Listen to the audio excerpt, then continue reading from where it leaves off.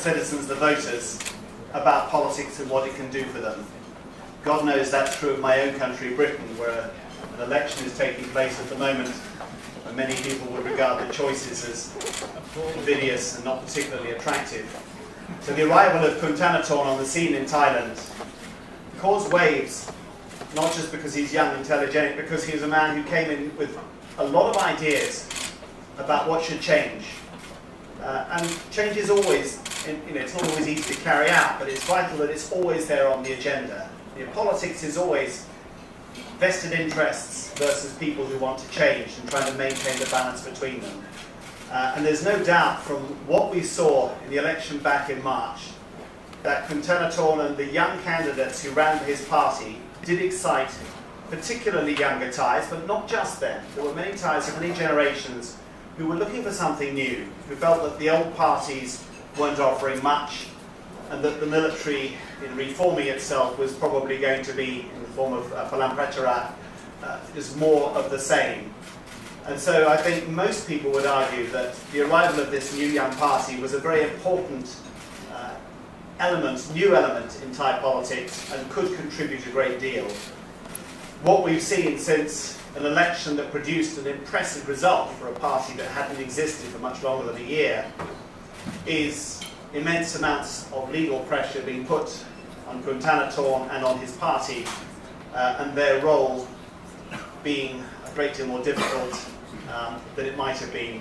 But they still have a significant block of seats in Parliament as a party, and there's still a great deal they can offer in the debate about where Thailand goes from now. As all of you will have read in the news coverage, Thanathorn was officially disqualified in a verdict by the Constitutional Court over an issue of shareholdings in a media company, which does inevitably pose some questions over what happens to his party now. I'm going to ask him now to speak about where he sees the party going, and once he's finished his address, he doesn't have a huge amount of time, but once he's done that, we will have plenty of time to take questions from you in the audience. Thank you. Thank you. ขอบคุณครับคุณจุลธาน Ladies and gentlemen, distinguished guests, happy to be here again. I was invited to speak this night about the recent political developments, the court cases. I wanted to talk about many things. I wanted to talk about all these cases against me, leadership of the party and the party itself. I wanted to talk about, my role as a budget commissioner and the thing that we found when it comes to the transparency or the lack of transparency in the military budget. But I think since time is limited, I cannot talk about everything I wanted to. So I decided just to talk about one thing that is very crucial to the future of the Thai politics. In order to start talking about the future of the Thai politics, I wanted to take us back to the past. I will be sharing my view with you about the political developments which may or may not reflect all dimensions, but at least this view is cultivated from numerous conversations with players of all sides and of all ranks. 40 years ago, actually more than that, during 50 years ago, during the 1970s, Thailand was deeply divided. People killed each other, claiming to protect the value of Thainess. They killed each other because of hatred spinning from government propaganda. Leaders of student unions, leaders of labor unions were assassinated, massacred during the month of October 1976, still haunted many till today. Those who were suppressed decided to take up arms, left cities, and joined the Communist Party of Thailand in the mountains. The fight between the Communist Party and the Thai state took decades, and lives were lost on both sides. When General Prem Srinivasulanon took the prime ministership, as the representative of the establishment. What he did was this. He announced, he launched a directive called the 66/23 directive. And this directive basically gives amnesty to people who involved with the Communist Party to leave the insurgent movement without penalties. This directive basically pulled people back, people who fought outside the parliamentary system, pulled them back in. Many people left their strongholds in the mountains and regained their normal lives. The country was again at peace. The 66/23 directive was launched on the belief that people who fought with the Communist Party of Thailand were not enemies of the state, but were the people who want to see better changes. Based on this understanding, people put down their guns and fought for changes in the parliamentary system. Many decades later, people lost their faith in the parliamentary system. Over the last 12 years, some people believe that only military intervention can solve the political stalemate in this country. For some, parliament cannot bring about any changes, and therefore they turn to violence. For some, hope just lost. They stop believing in politics altogether. They stop caring about the future of our country. They stop caring about the future of our children, and they just want to survive the day. Now, let's look at the beginning of the Future Forward Party. The co-founders of this party and I, we started this journey because we still have hope. We are convinced that the transition to democracy is best done inside the parliamentary system. When we started this party, the country was, like in the 1970s, deeply polarized. By some measures, it was even more polarized than the 1970 Thailand. More than 100 people have been killed over the last 12 years of political conflict. 10,000 more wounded. No one has been held accountable for this. We want to make people believe again that democracy works. We want to give democracy a chance. That by working together, we could make our parliament work again. Make our parliament responding to the needs of the people. And that the transition to democracy can be done best be done inside the parliamentary system. We founded this party on that belief. I would like to give you some examples of how our belief in democracy could change or could transform the country. Take the constitutional amendment and our call to end military conscription campaign as two examples. We organized our election campaign based on them. These two agendas were two of the most important policy platforms we had during the election campaign. Of course, the result of the election, we all know by now. We didn't win the majority, though we could argue that it's because of the special formula that the election commission used to calculate the proportional MPs. We couldn't form a ruling coalition. I didn't become Prime Minister. But yet we still campaign for these two issues. For the constitutional amendment, we ask the lower house to commission a special panel to study how best to amend the constitution for the benefits of the country. The House will vote for this issue next week, actually this week. If the House passes, this panel will be formed. A constitutional amendment commission will be formed and it will be our party will send our best people to join this panel so that a real study to amend the constitution can be realized. But if the proposal is rejected, we will continue our campaign. And as for the call to end the military conscription, we submitted a military enlistment bill to the House Speaker, Kun Chuanlipai, 2 weeks ago.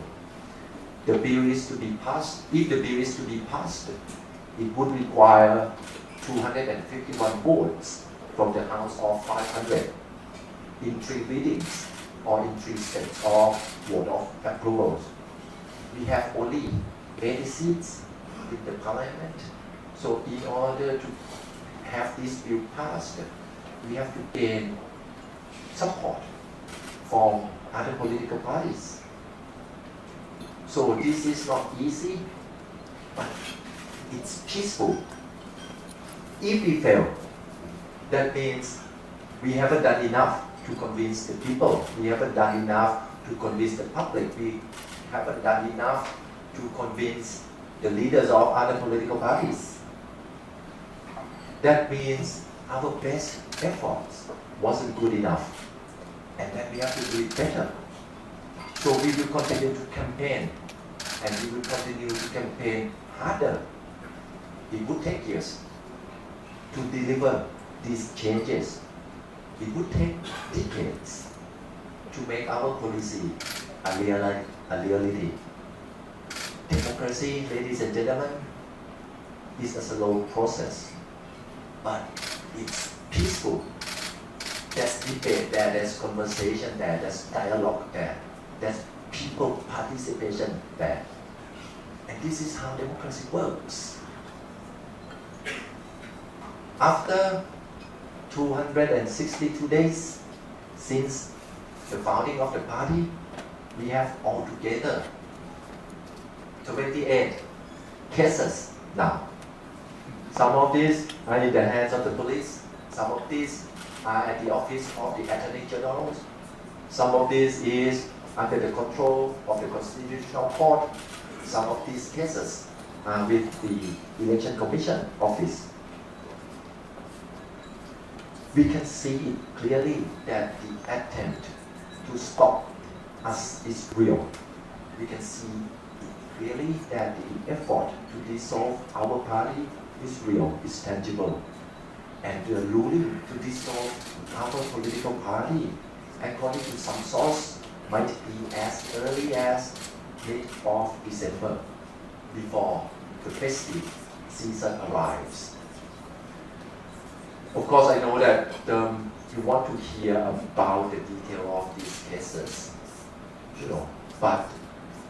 and of course I'm willing to answer all the questions about these cases if time allows. But I think it's better for us to take one step back and look at the bigger picture. If we look at the bigger picture today, I think these cases are irrelevant. What is relevant is this. The establishment seems determined not to allow peaceful transition to democracy to happen. They disqualified me, as Jonathan already mentioned 2 weeks ago. Last week, another example. The opposition win the vote to set up a special panel to study the effect of the Section 44 Prayut's instrument to absolute power that he used consistently from 2014 to July this year. But the government didn't accept the result of the vote, so it was clear that the opposition won the vote 234 against 230. They asked for a recount or revote, if you prefer. And this results in a walkout and consequently a stalemate for 2 consecutive days, the stalemate might continue to this week parliamentary session as well. And middle of this month, they might dissolve our party. They consistently use fake news and disinformation to discredit oppositions, branding us as traitors, branding us as anti-monarchy, installing hatred that divides the people of this country. So I think the single most relevant issue in Thai politics now is not about me, nor about our party, but it's about the future of the country. The establishment, instead of pulling people in, like what happened under the administration of General Prem Suranon in the 1980s under the 66/23 directive. Instead of doing that, they are pushing people out. Nobody knows what could happen when people lost faith in the parliament, when there is no hope left, when there is no possibility to win power peacefully. Nobody knows what's going to happen. The establishment, the junta, they seem certain that they could contain it, that they could control it. But many think otherwise. Many I talked to are not convinced. I think this is a very dangerous gamble. If we look at the world stage, if we look at Chile, the tipping point in Chile is the increase in the subway fare. We don't know what will be the tipping point here. What we do know is this. We do know that the tension is rising. This is tangible. This is known. We do know that the storm might be coming. This month, people in the fishing industry will organize a demonstration. Last month, a group of people called Assembly of the Poor, 500 of them were here in Bangkok for almost a month, shutting down one of the streets near the government house. In January, people already organized a campaign. They call it Run Against Dictatorship. They organized a protest in the form of running, and that will be on the 12th of January. So we do know that we are standing on the edge, and I think it's clear that it's not because of us. We want to participate in politics inside the parliamentary system. But we are not allowed to do, people are not allowed to do this. So we are being pushed outside. And I think that's why it's a very sensitive time. And just to make this plain, just to make this clear, it's not because of us, but it is because of the rigidity of the regime. So ladies and gentlemen, I conclude my talk briefly here, and I would like to open more time for questions from the floor. Thank you. ขอบคุณครับ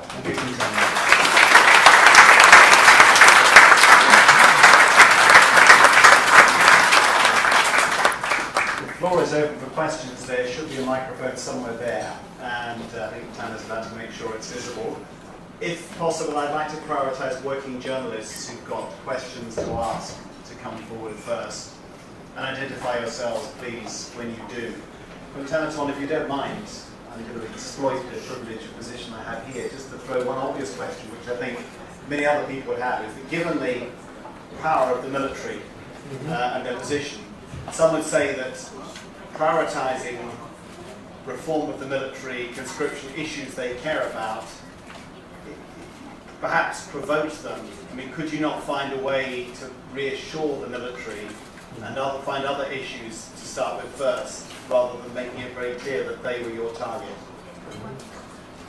Well, this you got to understand that the end of conscription is our main policy. So we are not in the government, we are not a governing coalition, but it's basically our promise to the people. Basically our promise to the people. So we translate our election campaign to a bill and table that into the parliament. And like I said, we have only 80 seats. If the public are not convinced, how can this bill be passed? It can't. So it's up to us to campaign, and it's a debate. That's what we need now. It's a dialogue. It's a conversation. Here's the thing. You might think it is a strategical mistake to do this first, to confront the military first. We think otherwise. We think it's time for us to talk about what really matters. If we talk about, the small issues here, small issue there, I don't think we can, bring about change. For us, issue-based problems in Thailand cannot be solved if you don't talk about the structural problem. And that's what we are doing. The military is clearly afraid of you. I mean, you would have seen the speech that General Apparat gave, where he had you up as a sort of reincarnation of the communist threat. I mean, you are dealing with an institution that sees you as very, very threatening. Well, like I said, it's when talking about this, the conscription, you got to understand that this is about inequality as well. Rich people or people from the upper middle class, they have many channels to get away from the conscription. There's so many exemptions, but people from poor family, they have to spend 2 years. If they pick what we in Thailand call the red card, the black card and the red card, if you pick the red one, you are recruit. If you pick the black one, you're free to go. So basically, imagine a poor family where a son at the age of 20 is supposed to be an economic force of the family, and he has to spend 2 years inside the military training, and after that gain no skills, gain no further knowledge to live outside with the outside world. So I think it's very important that we look at this issue not only as a reform of the military, but also as a dimension, one of the dimensions that creates the inequality in this society. Thank you. Marwan, ask your question, please. Marwan Mark of Nikkei Asian Radio. Just 2 questions from Thanathorn. If you look at your election and your vote plan, a number of young people who voted for you were sons and daughters of military generals. And I was wondering whether your party has attempted to reach out to those sons and daughters to find out why their parents are somewhat stubborn in going after you. That's my first question. And my second question is, you've painted a fairly bleak picture of what might unfold in Thailand next year. Given the events of 2009 and 2010, where it took a long time for protests to manifest into existential threat to the Thai state, how soon do you think this could manifest itself next year? Thank you. The first question, I really don't know how to answer that, but I believe that if we talk, you see, if we talk about the people of the new generation, say they are in the last year of the universities, they must be what, 23, 22 now? So they were born in the 1990, the year in which Thailand faced the 1997, sorry. So in the year when Thailand faced the economic crisis, when they were old enough to remember, they have seen the first coup d'etat of the 2006, and then when they entered the teenagers years, they see these crackdowns, the Bangkok crackdowns in 2010, right?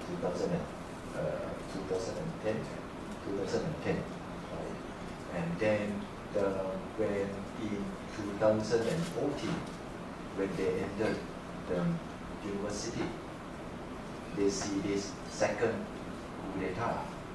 So I think the people of this generation started to ask questions, what happened to my country? You know, over there, 22, 23 years of life, they never see a real democracy.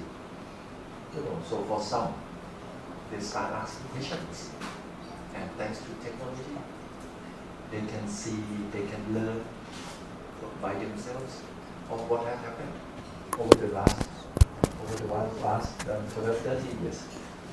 So I think that is that forms the basis of why they want to see change. Your second question, how long? I have no idea. People thought I can control, you know, I have a button, and if I push this button, people will gather on the streets. I don't have this button. I cannot control them. What I tell you is this: the anger of the people is real. The anger of the people is tangible.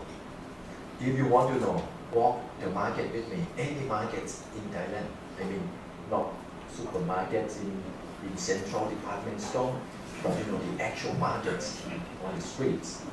You talk to the people there, and they will tell you how much they hate the regime. Every one of them, in any province.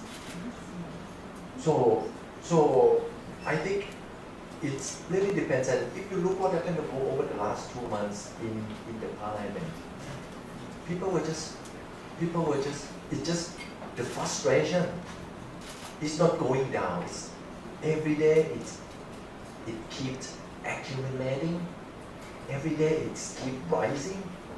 So that's why I'm saying if the regime, the military, the junta, they still don't let we work in the parliament as we should have our right to, then it's dangerous. It's dangerous. So I don't know. You see, I think 12 January can be a measure. 12 January is the first time people seriously organize a campaign against General Prayut. So the first gauge would be on the 12th of January. Thanks, Michael. Do we ask a question? Yes, I'll put 12th of January in my diary. Thank you very much for the heads up. I'm not running this time, thanks either. 2 questions. Last time when you came here, you talked about the need for Future Forward to become an institutional party.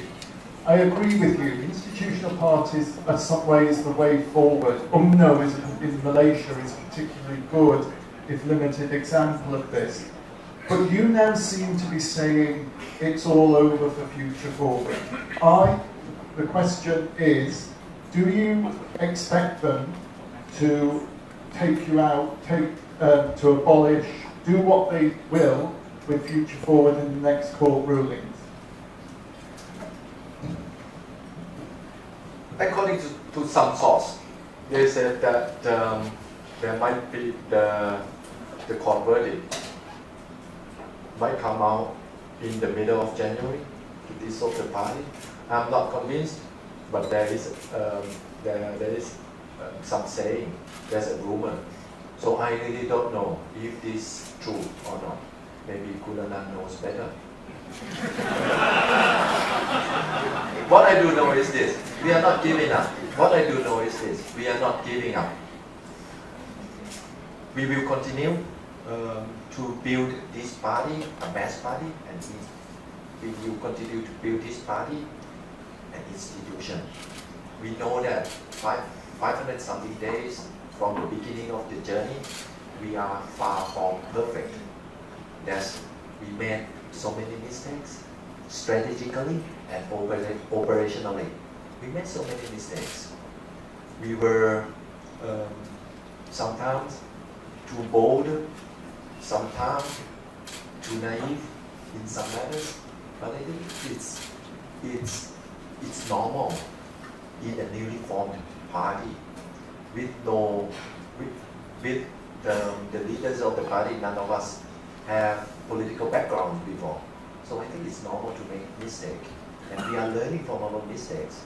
Actually, this is December, and we are very busy right now because we are making our business plan for the 2020, but actually party plan, what we want to do and how we want to do it for the year 2020, and the theme is very simple, back to basics, back to building the party we want it to be. We were too busy during 2019, during the most part of this year, because we were new to the parliament. None of the 80 MPs of our party been there before. None of us was an MP before. So we need to learn a lot of things. We need to spend time on these court cases. So we didn't spend enough resources. We didn't spend enough time to the building of the party. Next year will be different. If it survives, if it still survives, next year we will spend more time, allocate more resources to the building of the party. Thank you very much. You said building of the party. Will that be called future forward, or are you going to get caught in a trap whereby you create a party, it's knocked down, and you rebrand it? This is one way how the Thai establishment of you have referred to it, keeps reform off the agenda. By constantly forcing parties like yourselves, which are reformists, on the back foot all the time. Yeah, I know. It will be harder. It will be harder if our party get dissolved and we have to set up a new party and start all over again. It will be much harder, but we are not giving up. We look at our party as a journey rather than one election, next election. No, we don't see it that way. We think it's more like a continuing journey. So whatever it takes. Thanks, Pia. Hi, thanks. I'm Pia from the Straits Times. I have two questions, mainly involve the future forward, and now with the looming, so to say, case to dissolve the party altogether. So first of all, you emphasize today that your priority is to fight in the cabinet. So, in the case of party dissolution, does the party itself has any plan to join the streets movements? You mentioned that would probably start by January.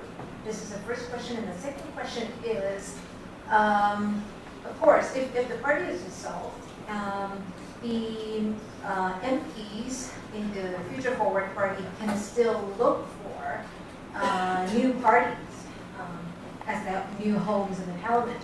So, can you shed us a light in terms of solidarity within the party? Are you confident that you can, that the party itself would manage to find a new home in time, in 90 days? Thank you. Thank you. First, let's talk about the protest, the demonstration in January. Let me put it this way. It's autonomous. It's being organized in the start. It started in the social media.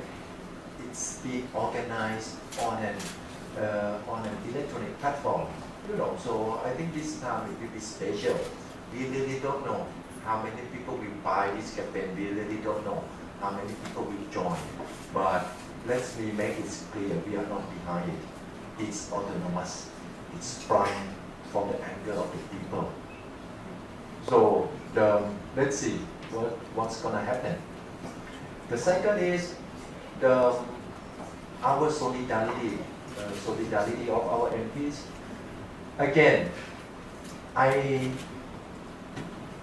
am convinced. First of all, I am convinced that if this happens, some 60, at least some 60 MPs, for 80 MPs will relocate to a new home altogether. I am convinced that the majority of our MPs will stick together. But of course, I have no proof, and people might decide otherwise. But as of now, I believe that the majority of the MPs or Future Forward Party will go together. They will stick together. Thanks. The next question, please. Hugo Russell, freelance journalist. One of the issues that General Aprad raised in his notorious speech was your visit to Hong Kong, the feature with Joshua Wong. Do you feel some solidarity with the protesters in Hong Kong, and do you see that kind of movement as one of the dangers facing Thailand? Well, I think, first of all, we do not support violence, whether it's from the state of police, from the police side, or from the demonstrator side. We are not in the support of using violence. Second, we support the call for, universal suffrage as stipulated in the basic law. Is that it? Have you got anything else to say about Hong Kong? Well, like I said, we support the call for universal suffrage as stipulated in the basic law. My understanding was that you just took a selfie with Joshua Wong. The impression we got from General Apparat was that you two were kind of plotting together. Well, like I said, the incident happened that night was that I was invited to speak in one of the economist forums, and there was a debate that night between I couldn't recall his family name, but his name is Chon, and the other guy was Joshua Wong. So both of them on the stage together and debated about the future of Hong Kong. And then when they came down from the stage, both of them approached me and asked to take a picture of me. Both of them posted their pictures of me on their social media platforms, both of them. When I came back to Thailand, okay, well, of course, Sean is pro-Beijing, and the position of Joshua. So basically, I took the picture of both of them. When I came back to Bangkok, only the picture of Joshua Yong was used against me. So, like I said, I do support the universal suffrage, the call for universal suffrage for Hong Kong. I think that should be the basis of any society anywhere in the world. Dominic. Dominic for the Nikkei Asian Review. Thailand, particularly Bangkok, has a very bad experience of street demonstration and street violence, and it's gone both ways in the past. When people approach you and suggest that there may be demonstrations and that they may turn unpleasant, do you counsel them against going in that direction? Something that some people would see as a trap because it gives people a reason to react forcefully against you and people. We have to reclaim the right to assemble. I think that should be the basis. That should be the basis. You see, here's the thing. This time, I believe will be different. I believe will be different. There would not be a demonstration, multi-day demonstrations that block up the country. So I think the formation of the movement, the formation of the demonstration is already different. There is no centerpiece, there is no mastermind there. So it's basically people who are disappointed with the regime organize themselves online. So the beginning of the demonstration is different. So I think the end will also be different. There will not be a Bangkok shutdown that lead to dead end, that invites military intervention or invites military crackdown. I think people are smarter than that now. Secondly, we have been told for the last 5 years that street demonstration will lead to the chaos. You know, in order to restore order in Thailand, we should restrict this right. We disagree, and we have to fight back this discourse. We have to fight back against this myth. They wanted to believe, and when I said they, I mean the Buddha, they wanted the people to believe that street protests would bring disorder.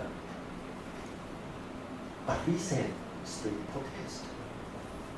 We said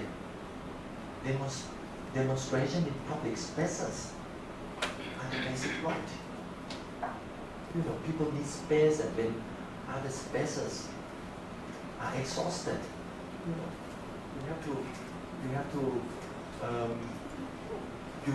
you have to find some way to express your opinions.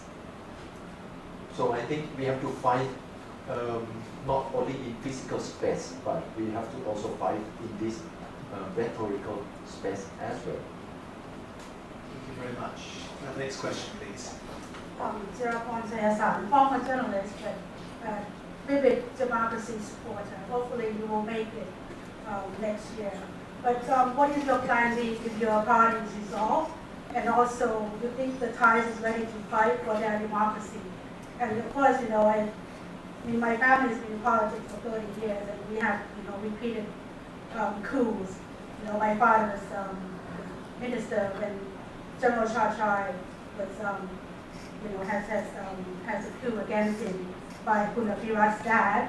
And now, you know, Kunapirat's, you know, again. So it's a vicious cycle. And what's your thoughts on the accusation by the establishment that you're planning to stir up mobs, and also you think there's going to be organic fight for democracy in terms of people really depressed about the economic and also the distribution of wealth. I think this is long overdue for Thailand's problem.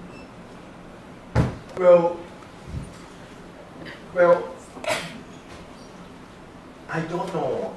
I tell you again, very honest, very sincere. I don't know if the Thai people will stand up or not. I don't know. I tell you what I do know. There's too many people online and offline approaching me. When are you start to mobilize? When are you going to start the fight?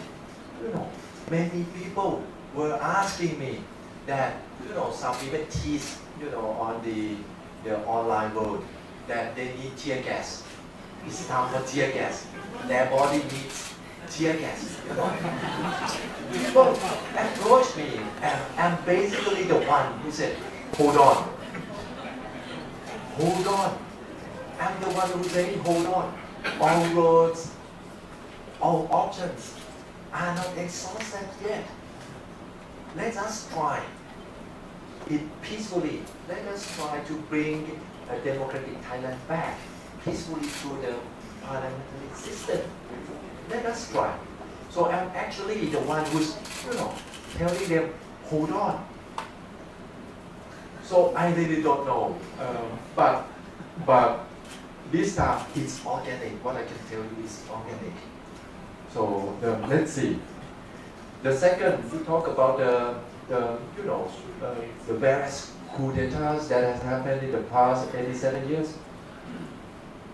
This, let me take you back in the Black May 1992. During the Black May 1992, many people died fighting for democracy against the military junta back then. By the way, the one who led the coup d'etat back then in 1992 was the father of Kum Somphong. He is the army general today. So his father staged the coup d'etat during my father's time, and maybe he will stage another coup d'etat in my time. So, but anyway, what happened in 1992 after the Black May was that there was kind of a consensus, an agreement in the society what is to be done. First, we need a free media. So we see the beginning of the ITV, the Independent Television we call it, which is now the TPBS. The Thai PBS was born because of the Black May 1992. We see there was an agreement that we need strong political parties. We need strong executive branch. There was an agreement that people should have more power. There was an agreement that the government information must be open for everyone. There must be an agreement that there's an agreement that there needs a reform of the military. So these are some kind of big issues, big agendas that was the result of the Black May. And these agendas were in the Constitution of the 1997. We, as individual, as a citizen, can ask any government agencies to release their information. For the first time in history, we have the right to access to government information. TPBS, the Thailand equivalent to BBC, was established because of this. There was this agreement, also the empowerment of the people leads to an article in the 1997 Constitution that allowed the people, 10,000 people, to tender a bill to the parliament directly by passing their MPs. So there were these agendas, there were these consensus on what is to be done, how to go from here after the Black May. But one thing that has been forgotten is the reform of military. There was an agenda. This was an agenda in 1992, but it has never been enacted. It has never been conducted. So this time, if opportunity arises, what I propose is 3 Ds: democratization, demilitarization, and decentralization. These are very important to the sustainability of Thai democracy in the future. You need to do these 3 Ds. Democratization, we need a new constitution that all people of all sides accept and could work together under this constitution. Second, you need to demilitarize. Military must be under elected government. Military must be under civilian rule. And third, you need to decentralize. Power has been, power has been vested for too much and for too long in Bangkok. It's time to give away powers to all the provinces across the country from north to south, from east to west, so that people can design their own future. This has to be done in order to bring about the sustainability of our democracy. Thank you very much. I can take one more question, I think.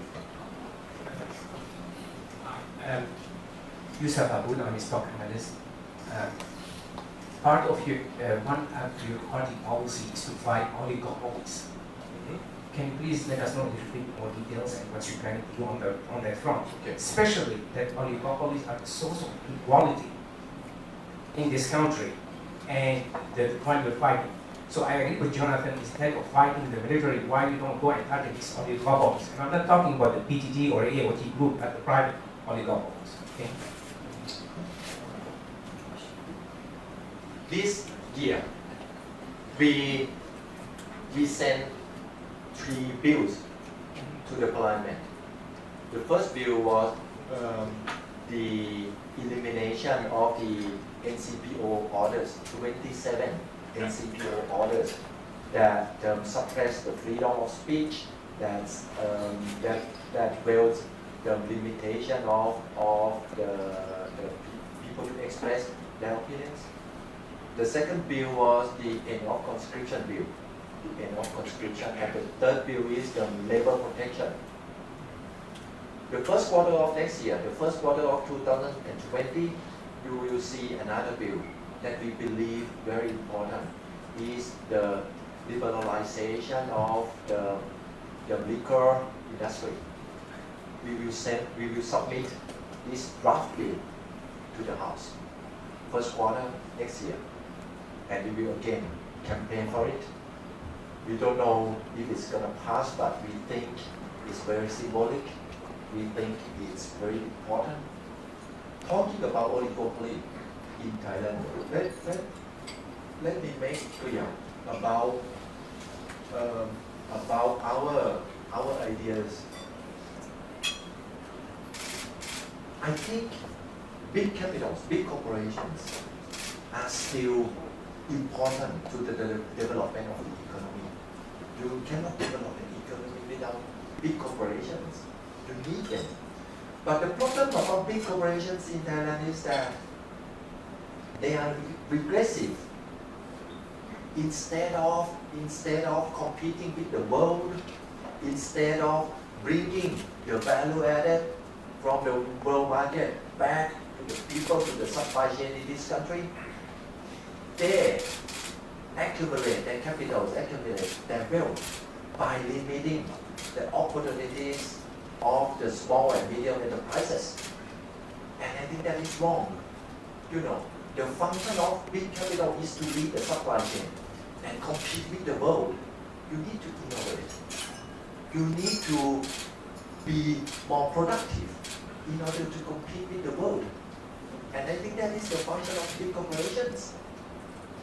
You know, together with the supply chain, you know, middle enterprises, small enterprises, innovate and capture the value from the world market back to the country, not to replace the mid-sized and small-sized enterprises.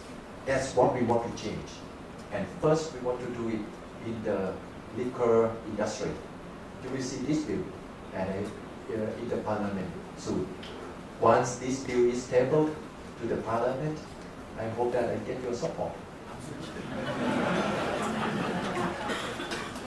You want to ask a question? I'll allow one more question. We've just got a couple of minutes. Thank Go you. ahead. Guru Acham from Caring Society, also a light member here. Would you agree that the politician should solve problems, not come in and make more problems? So the situation now, how can you make it? So less hypocrisy. There's some hypocrisy here that accuse other people of something and then themselves doing it. How can you clean up and make politics like that? Come in and solve problems, not create more problems. Thank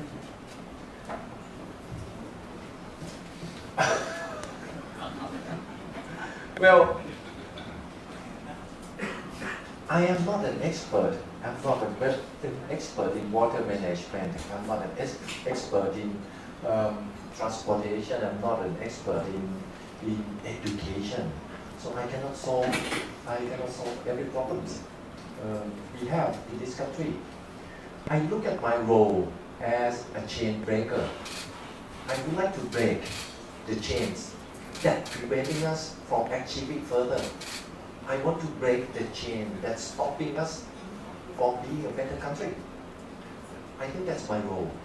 I don't see the roles of myself as solving education problems in Thailand. I don't want to, solve the waste management problems. I don't want to, I don't have the knowledge enough to do all this. And I think there's people capable of solving all these problems than me available across the country. So I don't see my role as problem solver. I see my role as chain breaker, to break the chain that's preventing us from achieving further. We all give Thanathorn a warm round of applause, please.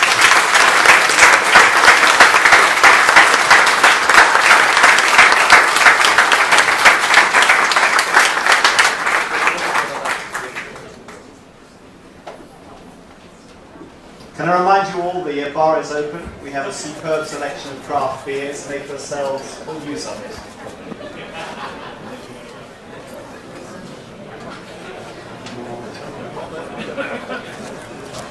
Okay. Bye, everybody. I'm checking out. Cheers.